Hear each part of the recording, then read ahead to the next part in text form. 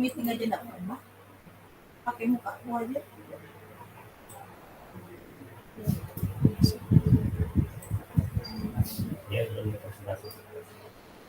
Kelihatan ya? Saya mulai ya, Bun. Silakan, Bunda.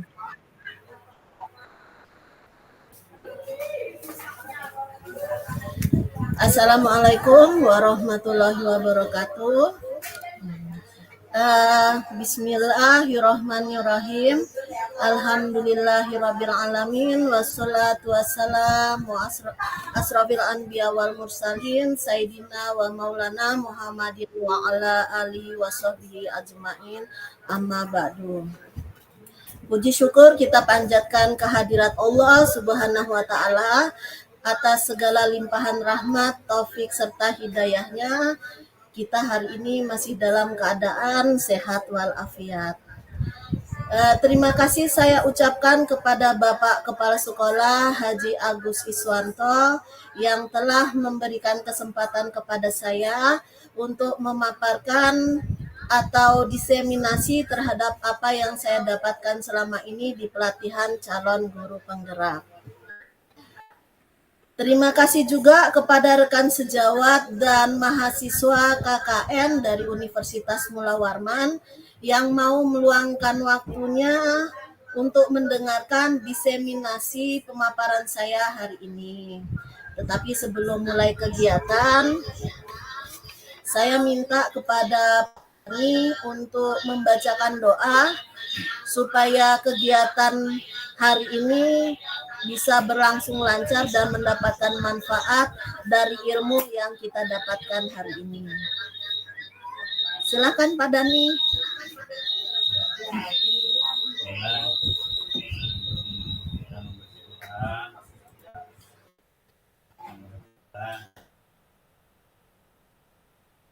Kita buka dengan membacakan Quran surah Al-Fatihah. Al-Fatihah. A'udzubillahi minasyaitonir rajim. Bismillahirrahmanirrahim. Alhamdulillahirabbil alamin arrahmanir rahim maliki yaumiddin.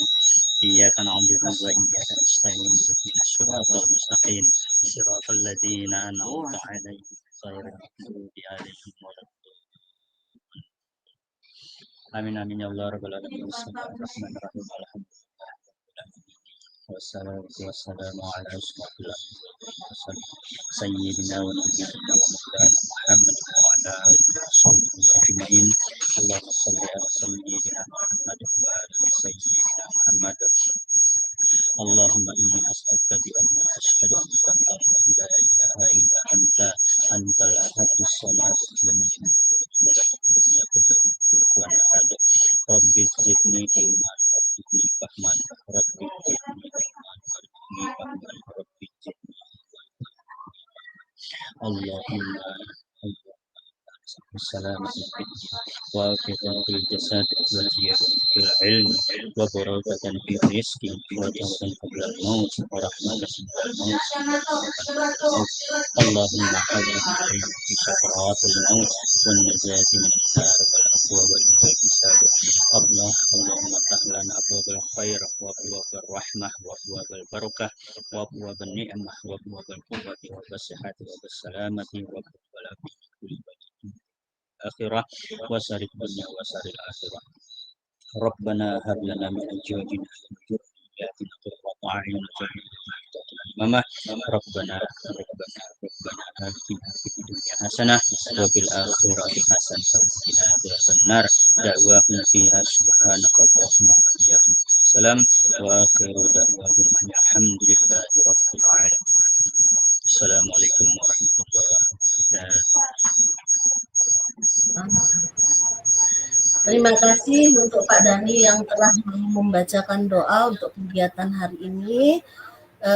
Untuk saya lanjutkan, adapun kegiatan hari ini adalah salah satu tugas saya sebagai calon guru penggerak untuk melaksanakan aksi nyata, yaitu pemaparan atau diseminasi tentang budaya positif.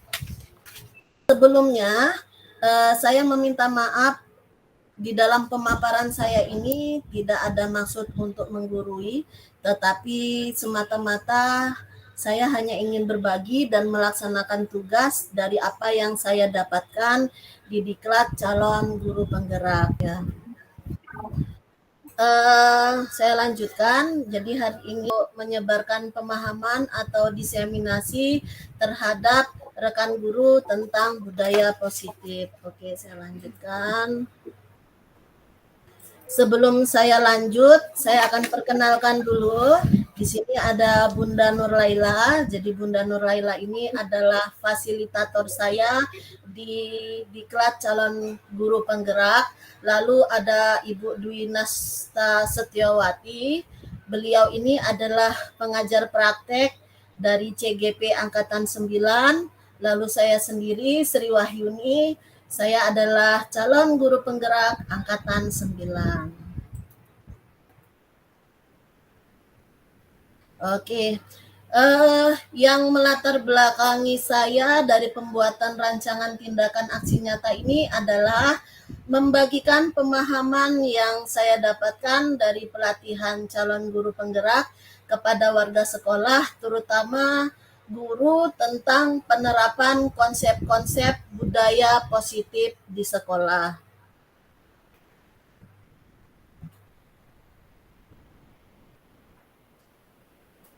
Oke, kita lanjutkan. Jadi budaya-budaya positif yang perlu kita ketahui bersama itu adalah yang pertama, disiplin positif dan nilai-nilai dari kebajikan. Jadi Bapak Pendidikan kita, Ki Hajar Dewantara, menyatakan bahwa di mana ada kemerdekaan, disitulah harus ada disiplin yang kuat.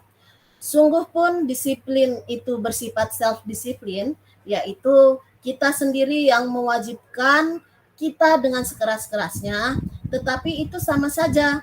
Sebab jikalau kita tidak cakap melakukan self-disiplin, wajiblah penguasa lain yang mendisiplinkan diri kita.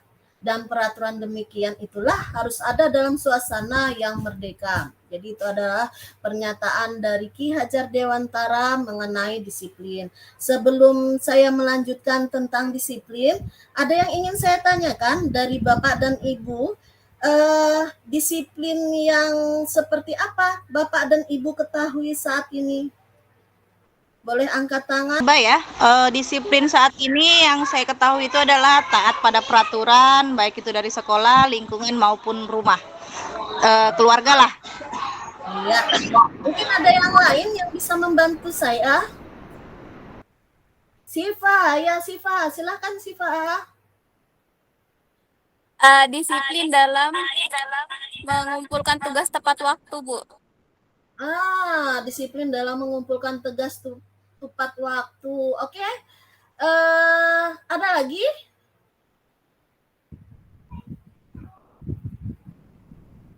Ibu, mohon izin, Bu. Iya, silakan engkau. Iya, mungkin lebih tepatnya kalau dari saya, Bu, siswa taat dalam menggunakan pakaian sesuai hari sekolah, Bu. Iya, bisa jadi ya. Oke. Apa yang dikatakan oleh Bapak dan Ibu barusan itu adalah salah satu bentuk dari disiplin. Jadi kalau seandainya saat ini kita melihat itu adalah yang pertama tadi kata Ibu Maya Nirmala Sabir, itu adalah dengan disiplin dari rumah.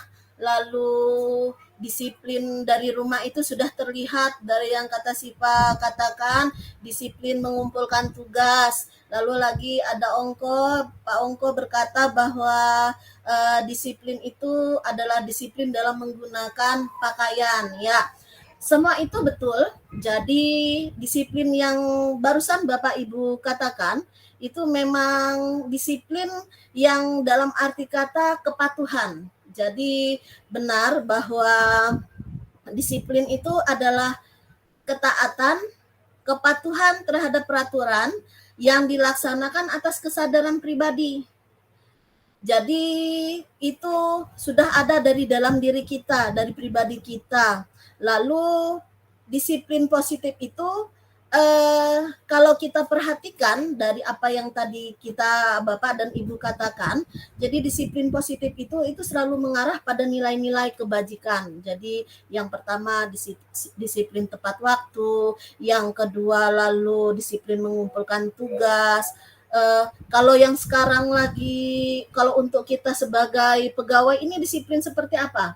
Disiplin tepat waktu. Tadi ada dari Ki Hajar Dewantara ada pernyataannya, jikalau kita tidak disiplin maka wajiblah penguasa lain yang harus mendisiplinkan kita. Contohnya seperti apa yang saat sekarang? Adanya absen sikap.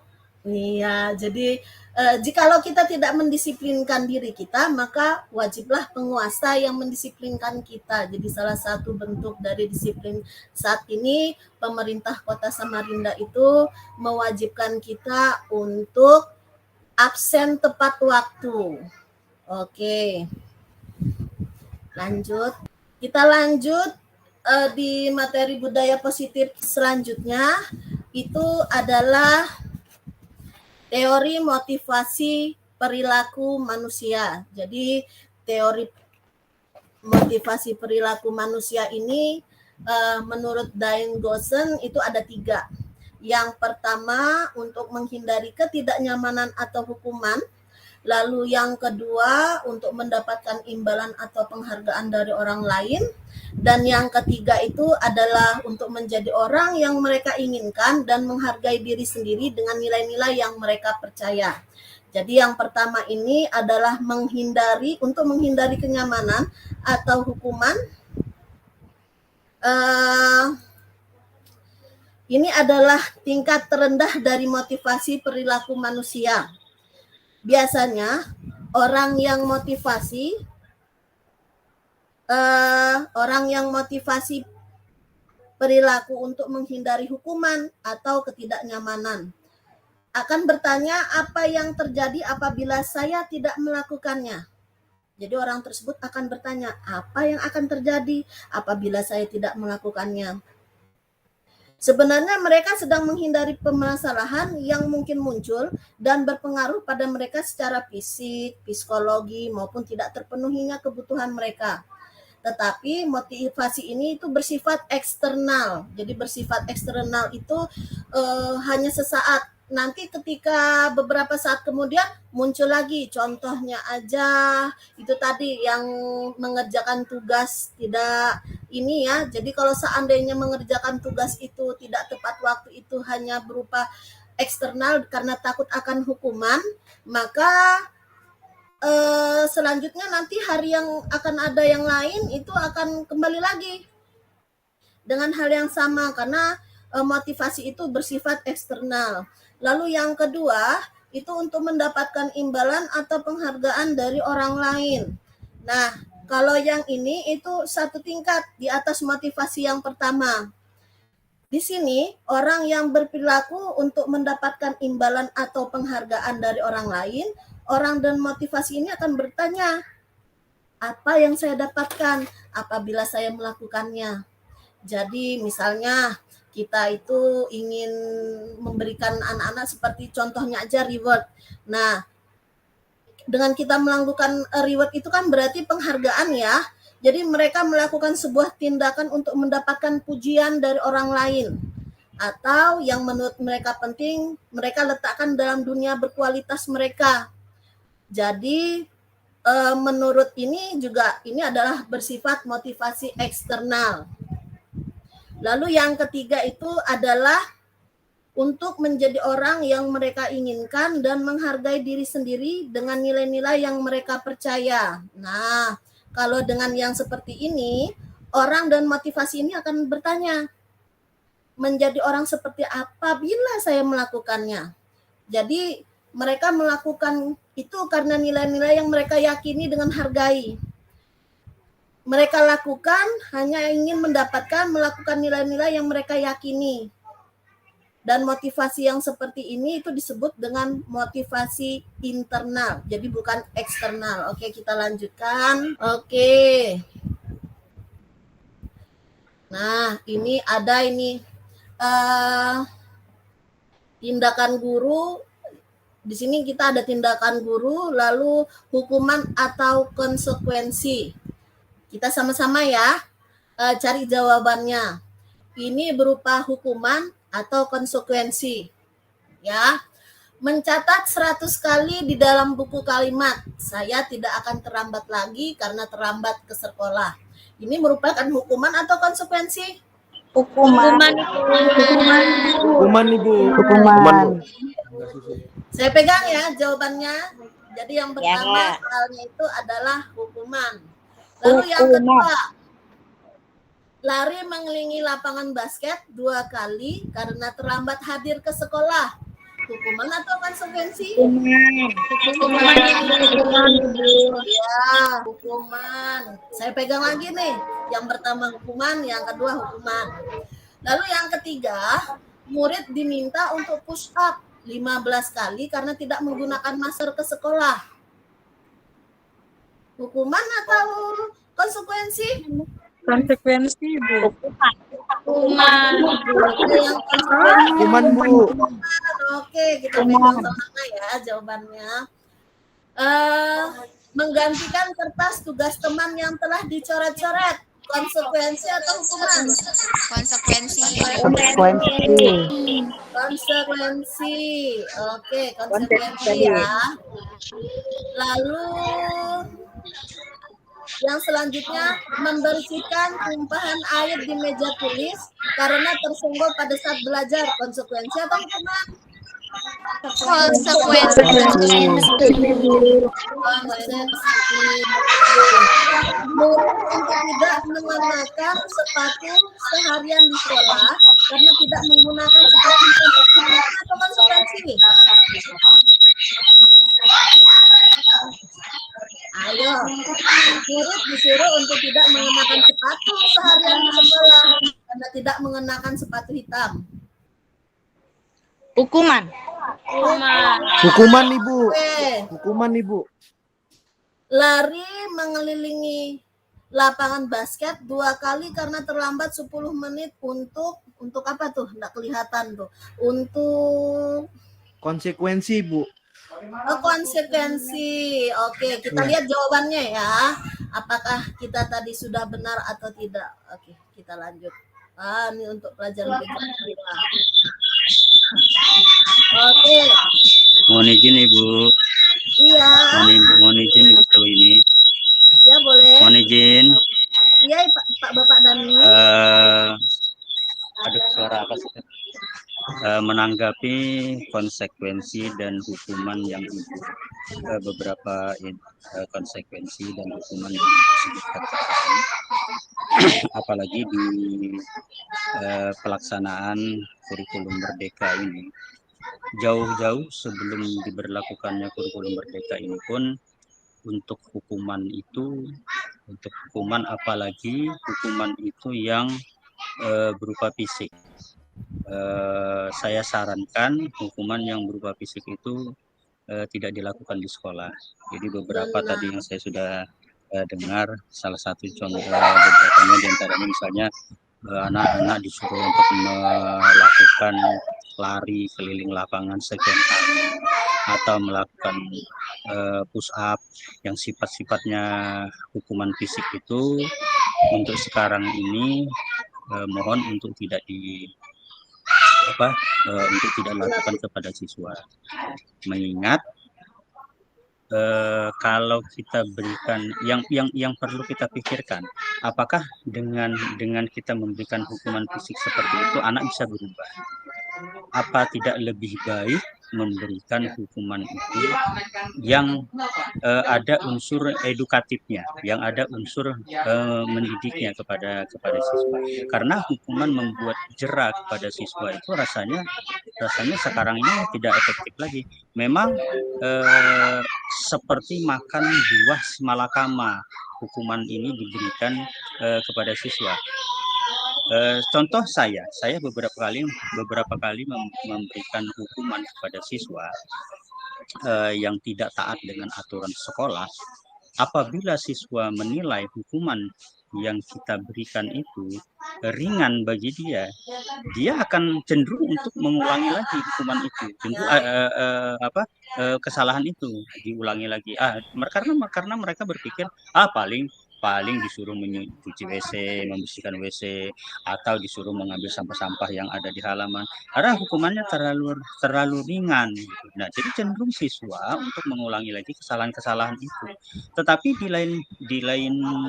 di sisi lain, kalau kita memberikan hukuman yang mungkin terlalu berat ke siswa, apalagi yang berkaitan dengan fisik, nah ini akan sangat berbahaya sekali apabila siswa itu mengalami cedera dan lain sebagainya. Beberapa kejadian seperti yang ini contoh saja yang sekarang ini yang lagi viral ya Bu ya, yang lagi viral.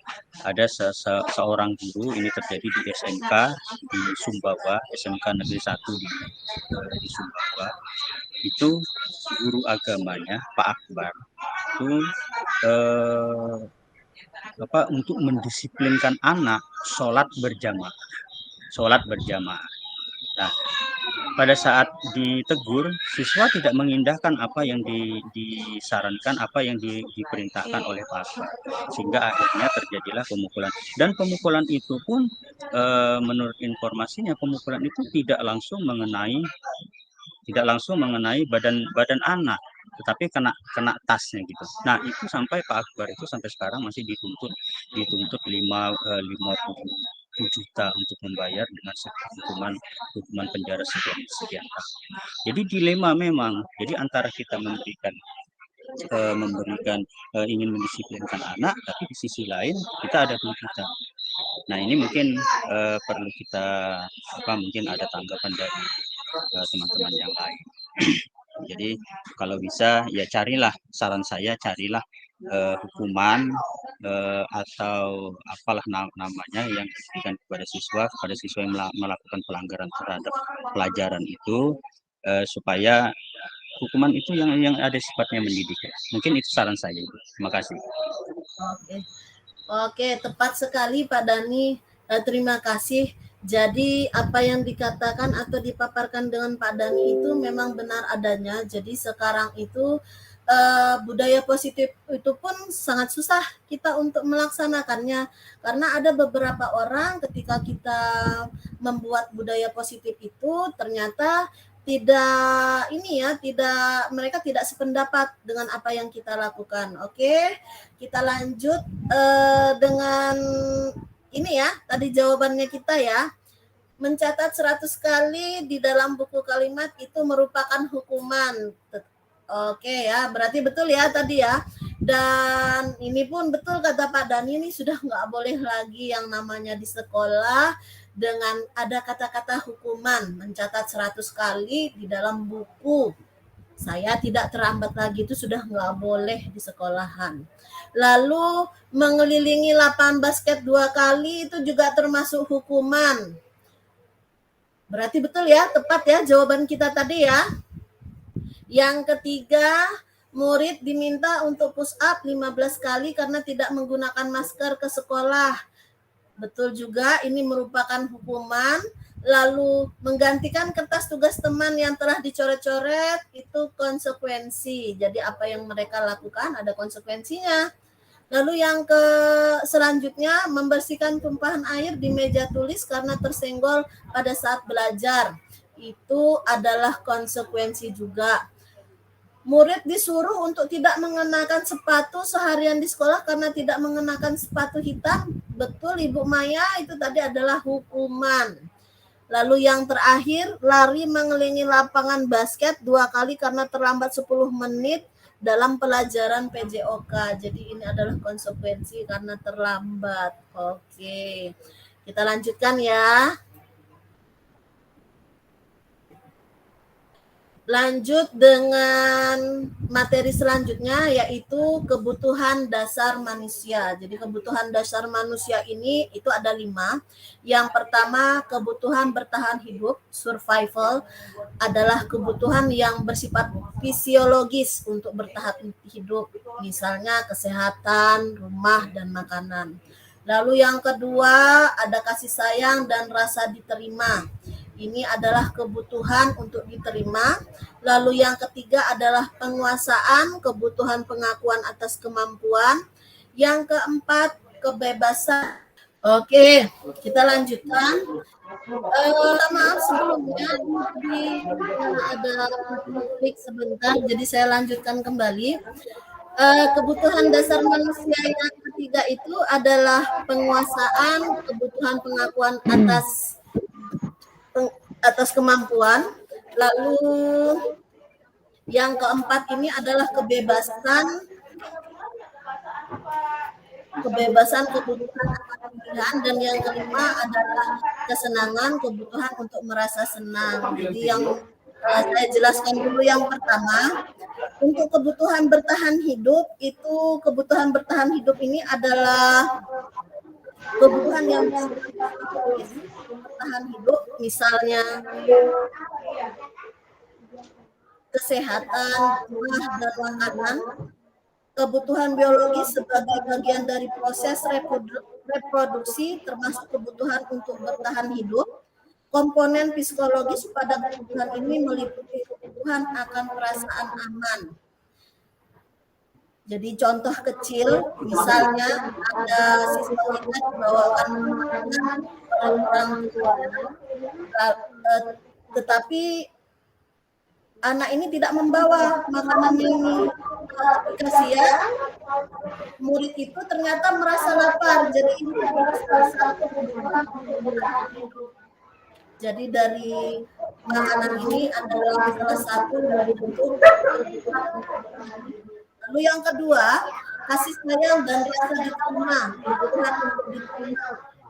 Jadi kebutuhan ini adalah kebutuhan psikologi juga, kebutuhan untuk disayangi dan diterima, meliputi kebutuhan akan hubungan sosial seperti menerima kasih sayang, contohnya aja seperti terhubung dengan orang lain, seperti kasih sayang terhadap teman, keluarga, pasangan hidup, anak, dan sebagainya.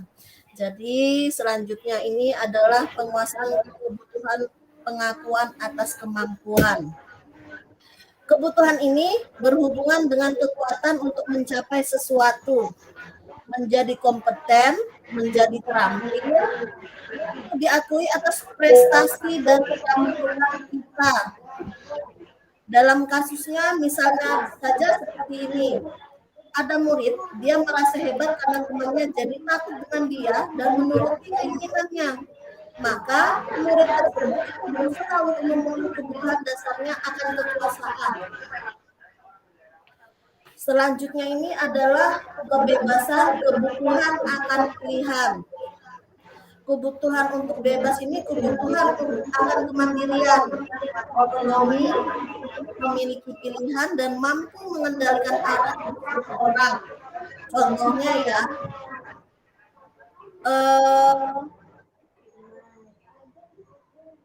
si murid dibawakan bekal oleh orang tuanya, tetapi orang tuanya membawakan itu saja sama selalu sama.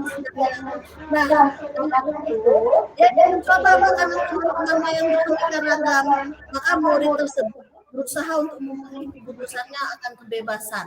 Jadi coba icip-icip dengan makanan temannya yang lain.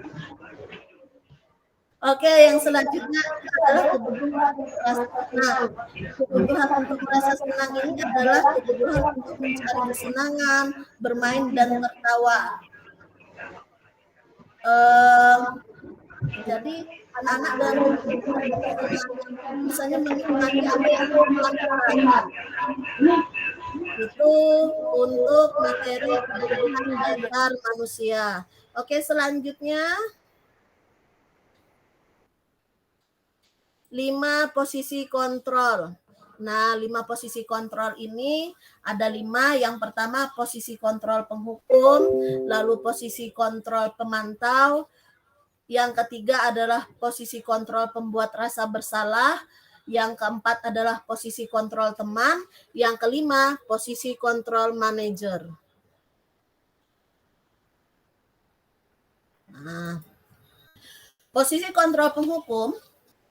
Posisi kontrol penghukum, seorang penghukum bisa menggunakan hukuman fisik maupun verbal. Orang-orang yang menjalankan posisi penghukum senantiasa mengatakan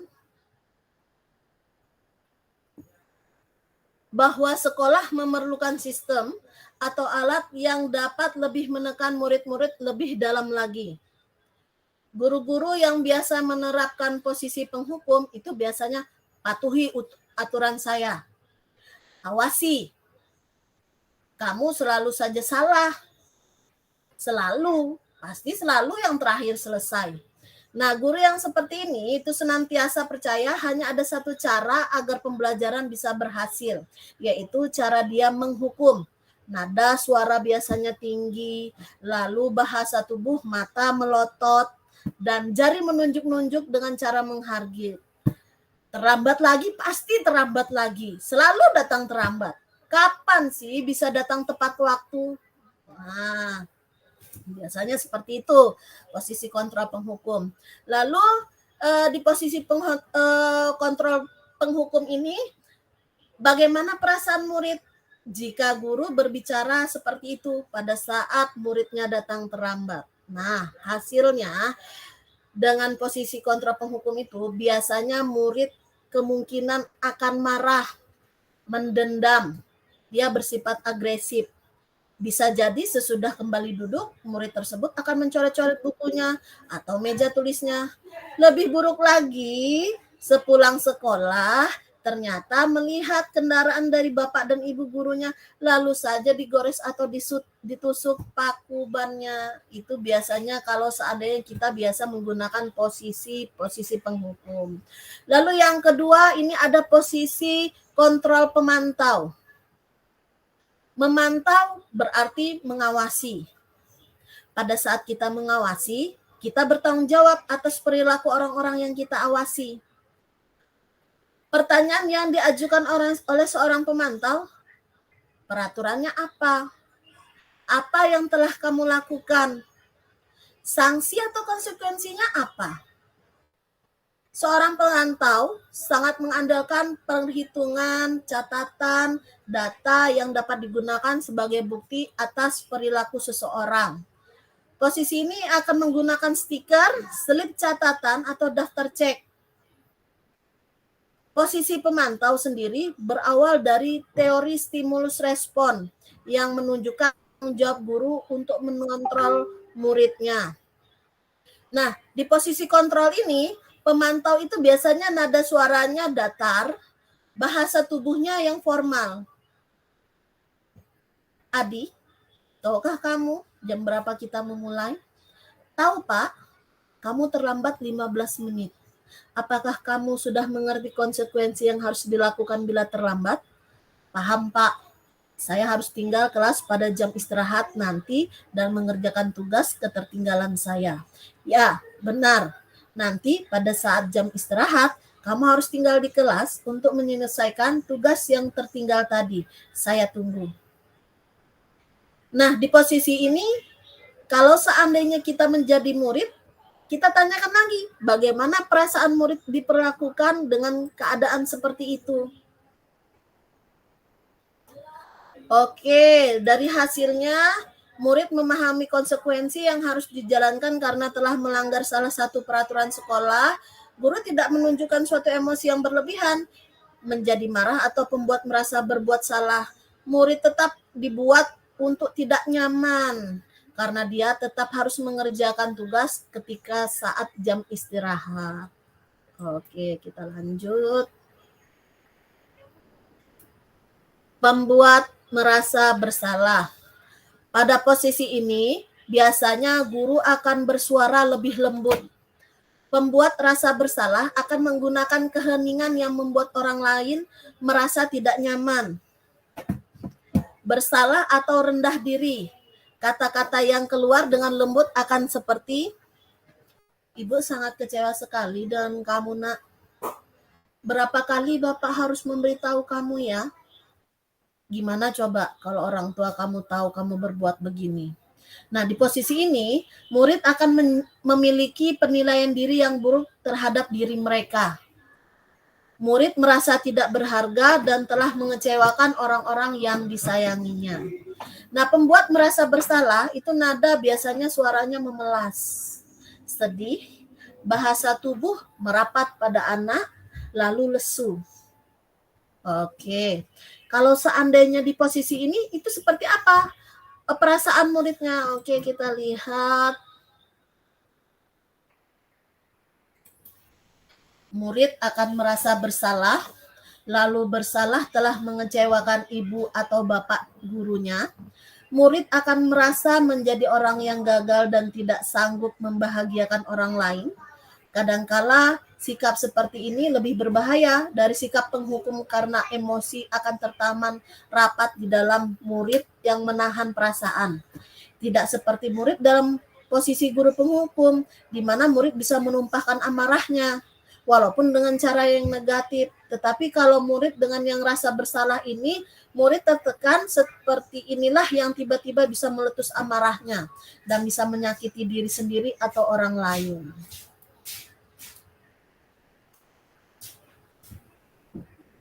Oke, sekarang kita di posisi kontrol. Di posisi kontrol teman. Guru pada posisi ini tidak akan menyakiti murid, namun akan tetap berupaya mengontrol murid melalui persuasi. Posisi teman pada guru bisa negatif ataupun positif. Positif di sini berupa hubungan baik yang terjalan antara guru dan murid. Guru di posisi teman menggunakan hubungan baik dan humor untuk mempengaruhi seseorang mereka. Seperti ini contohnya ya. Ayo bantulah demi Bapak ya. Ayo ingat, tidak bantuan Bapak selama ini. Ya sudah, kali ini tidak apa-apa. Nanti Ibu bantu bereskan. Nah, hal negatif dari posisi teman ini adalah bila suatu saat guru tersebut tidak membantu, maka murid akan kecewa dan berkata, saya pikir Bapak atau Ibu teman saya. Murid merasa dikecewakan dan tidak mau lagi berusaha. Hal lain akan mungkin timbulkan adalah murid hanya akan bertindak untuk guru tertentu dan tidak untuk guru lainnya. Murid akan tergantung dengan guru tersebut. Nah, kalau di posisi ini bagaimana perasaan murid ketika mendapatkan sikap guru yang seperti ini? Hasilnya adalah murid akan merasa senang dan akrab dengan guru. Ini termasuk dampak yang positif, hanya saja di sisi negatif, murid menjadi tergantung pada guru tersebut. Bila ada masalah, dia merasa bisa mengandalkan guru tersebut untuk membantunya. Akibat lain dari posisi teman, itu adalah dia akan menyuruh guru tersebut. Belum tentu berlaku yang sama dengan guru yang lain. Jadi ada perbedaan antara guru si A dengan guru si B. Itu kalau di posisi teman. Oke, kita lanjut di posisi yang terakhir ini adalah posisi control manager. Nah, di posisi control manager ini adalah posisi di mana guru berbuat sesuatu bersama dengan murid. Mempersilahkan murid mempertanggungjawabkan perilakunya, mendukung murid agar dapat menemukan solusi atas permasalahannya sendiri. Seorang manajer telah memiliki keterampilan di posisi teman maupun pemantau. Dan dengan demikian bisa jadi di waktu-waktu tertentu kembali kepada kedua posisi tersebut bila diperlukan. Namun bila kita menginginkan murid-murid kita menjadi manusia yang merdeka, mandiri dan bertanggung jawab, maka kita perlu mengacu pada restitusi yang dapat menjadikan murid kita sebagai seorang manajer bagi dirinya sendiri. Di manajer, murid diajak untuk menganalisis kebutuhan dirinya maupun kebutuhan orang lain. Di sini penekanannya bukan pada kemampuan membuat konsekuensi, namun dapat berkolaborasi dengan murid bagaimana memperbaiki kesalahan yang ada pada seorang manajer. Oke. Di posisi ini, manajer itu biasanya nada suaranya tulus, bahasa tubuh tidak kaku, mendekat ke murid. Jadi ada percakapan seperti ini ya antara guru dan siswanya. Adi, apakah kamu mengetahui jam berapa sekolah dimulai? Tahu Pak, jam 7. Ya, jadi kamu terlambat. Kira-kira bagaimana kamu akan memperbaiki masalah ini? Lalu si murid akan menjawab, saya bisa menanyakan teman saya Pak untuk mengejar tugas yang tertinggal. Baik, itu bisa dilakukan. Apakah besok akan ada masalah untuk kamu agar bisa hadir tepat waktu ke sekolah? Tidak Pak, saya bisa hadir tepat waktu. Baik, saya hargai usahamu untuk memperbaiki diri. Oke, jadi bahasanya seperti itu jika di posisi control manager. Lalu selanjutnya materi budaya positifnya adalah keyakinan kelas dan segitiga restitusi. Oke, segitiga restitusi. Oke, kita nonton dulu ya dari video yang ada ya.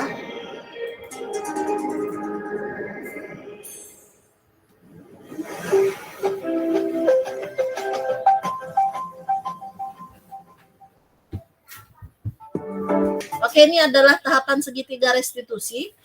Yang pertama, menstabilkan identitas, lalu validasi tindakan yang salah, dan yang ketiga adalah menanyakan keyakinan. Jadi segitiga restitusi ini itu adalah merupakan tahapan tindakan yang dilakukan guru untuk membawa siswa mentaati kesepakatan kelas. Jadi di sini guru mengajak siswa-siswa untuk mentaati kesepakatan kelas yang telah ditetapkan dan mengakui secara sadar dan terbuka ketika melakukan kesalahan serta merasakan kenyamanan ketika sudah berperilaku jujur. Oke, kita lanjutkan.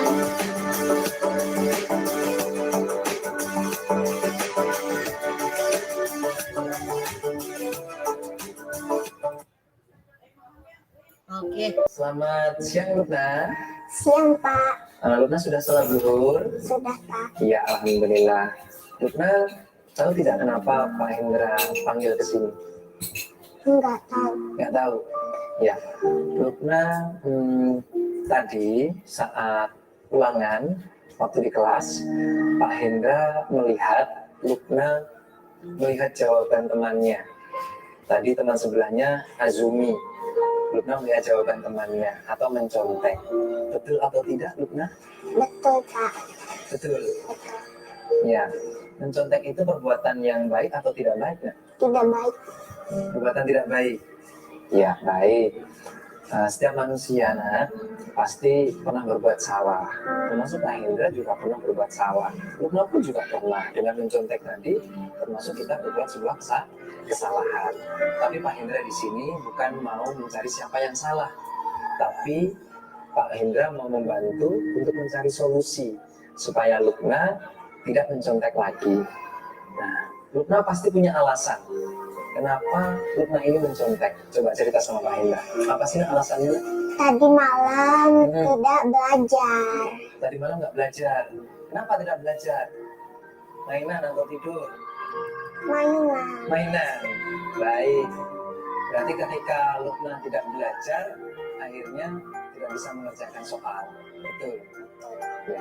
Lutna masih ingat tidak keyakinan kelas kita yang sudah kita buat pada pertemuan awal dulu?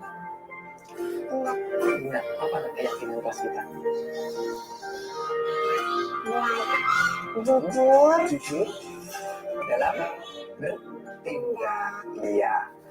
Kalau Lutna yakin bahwa sifat jujur itu kita perlukan dalam diri kita. Yakin?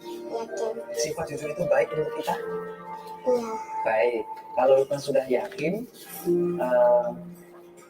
kira-kira apa yang harus Lutna lakukan supaya Lutna ini tidak mencontek? Karena mencontek ini perbuatan yang tidak jujur. Nah, apa yang harus Lutna lakukan supaya Lutna tidak mencontek kembali? Belajar. Belajar, terus mengerjakan semampu, Mengerjakan semampunya. ya, Oke, kemudian berdoa berdoa kepada kepada Allah. Iya, berdoa kepada Allah. Oke, baik. Lubna sudah tahu apa yang harus dilakukan Sudah, supaya Lubna tidak mencontek kembali? ya, Sudah tahu? sudah. Baik, sekarang pertanyaannya, kapan Lubna mau memulai apa yang Lubna katakan tadi? Hari ini, Pak. Mulai hari ini. Baik, mulai hari ini Lubna akan melakukan apa yang sudah dikatakan tadi, belajar, mengerjakan sesuai kemampuan, kemudian berdoa kepada Allah. Ya, terima kasih Lubna. Pak Guru yakin Lubna dapat menjadi pribadi yang lebih baik lagi, menjadi anak yang solihah, menjadi kebanggaan orang tua atas dulu kan? Ya, siap untuk menjadi lebih baik? Siap. Oke.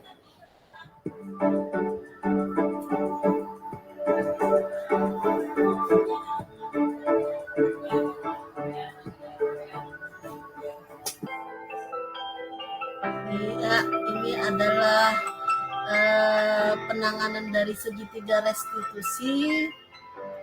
Jadi tadi kita sudah menyimak dari video yang saya bagikan tadi bagaimana penanganan dalam segitiga restitusi. Jadi ketika kita melakukan penanaman dalam segitiga restitusi ini, itu ternyata kita melibatkan prinsip-prinsip utama dari teori kontrol. Yang pertama, langkah pertama itu adalah menstabilkan identitas. Jadi dari tadi video yang tadi kita tonton, beliau menanyakan, kita semua akan melakukan hal terbaik yang bisa kita lakukan. Lalu validasi tindakan yang salah, semua perilaku memiliki alasan. Jadi tadi validasi tindakan yang salah itu gurunya bertanya apakah itu tindakan yang salah atau tidak. Ternyata dari muridnya mengatakan ya itu adalah tindakan yang salah. Jadi setiap dari tindakan itu pasti mempunyai alasan. Lalu yang ketiga itu menanyakan keyakinan. Nah, menanyakan keyakinan itu kalau seandainya di teori kontrol yang kita pelajari tadi, itu adalah memiliki motivasi internal. Jadi keyakinan ini kita buat dari kesepakatan kelas. Kesepakatan kelas itu biasanya diadakan pada saat awal masuk sekolah. Lalu kita buat dulu kesepakatan kelas. Nah, dari kesepakatan kelas inilah kita nanti berubah dengan keyakinan kelas. Nah, keyakinan kelas ini pasti akan mengandung nilai-nilai dari kebajikan. Oke, ini ada pertanyaan lagi. Selalu kembalikan buku ke tempatnya. Keyakinan kelas yang didapat itu seperti apa? Mungkin boleh angkat tangan?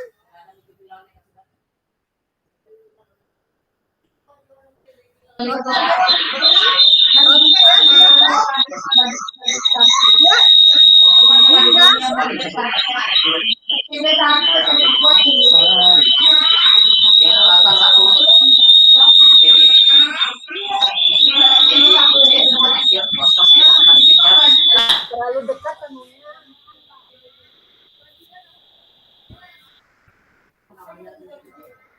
Oke, Win. Selalu kembalikan buku ke tempatnya, Win. Ini keyakinan kelas yang kita dapat seperti apa, Win?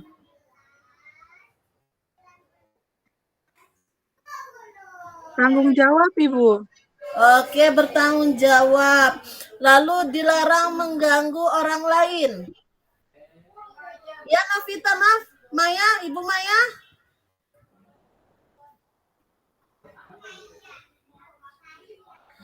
Ibu Maya Ibu, itu tolong mikrofonnya belum dibuka. mikrofonnya belum dibuka.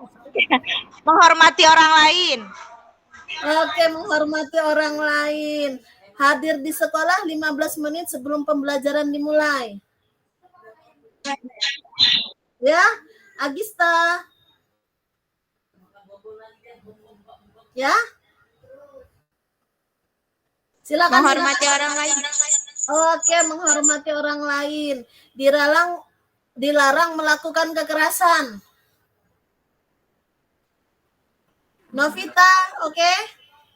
Keselamatan dulu. Iya. Oke, ada lagi yang lain? Lanjut ya. Dilarang menggunakan narkoba bergantian. Nah. Oke, Bu Maya. Ibu Agista, Andrianus. Iya Bu, itu termasuk kesehatan menghormati orang lain Bu. Oke, termasuk kesehatan dan menghormati orang lain. Menunggu giliran, ya itu bergantian atau menunggu. Oke, jangan berlari di kelas atau koridor. Iya, Keselamatan. Novita. Menjaga keamanan dulu.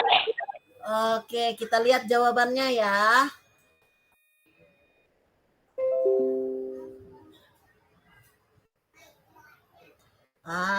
Jadi selalu kembalikan buku di tempatnya itu merupakan tanggung jawab. Jadi keyakinan kelas, peraturannya adalah selalu kembalikan buku di tempatnya itu adalah keyakinan kelas, tanggung jawab. Lalu dilarang mengganggu orang lain itu adalah menghormati orang lain.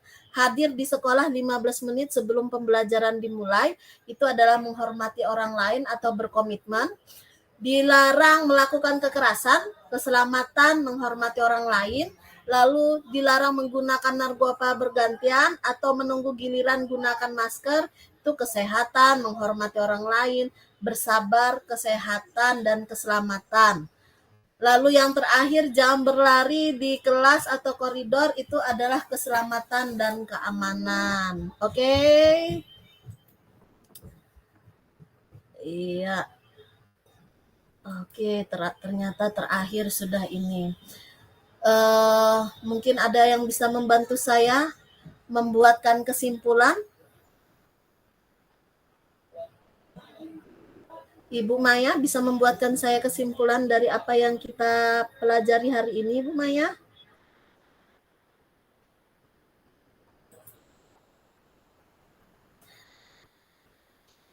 Oke, jadi refleksi hari ini ya. Setiap perubahan, yakinlah akan satu hal, bahwa apa yang akan dilakukan selanjutnya akan menghasilkan budaya positif dan akan terus berkembang sesuai dengan perkembangan kodrat zaman dan kodrat alam. Jadi hari ini saya telah selesai memaparkan tentang budaya positif yang saya dapatkan ketika saya mengikuti pelatihan calon guru penggerak. Terima kasih sudah ikut mendengarkan dari apa yang telah saya dapatkan dari pelatihan tersebut. Semoga kita selalu diberikan keselamatan, kesehatan, dan rezeki yang berlimpah. Terima kasih dan mohon maaf lahir dan batin jika saya ada kata-kata yang salah. Terima kasih.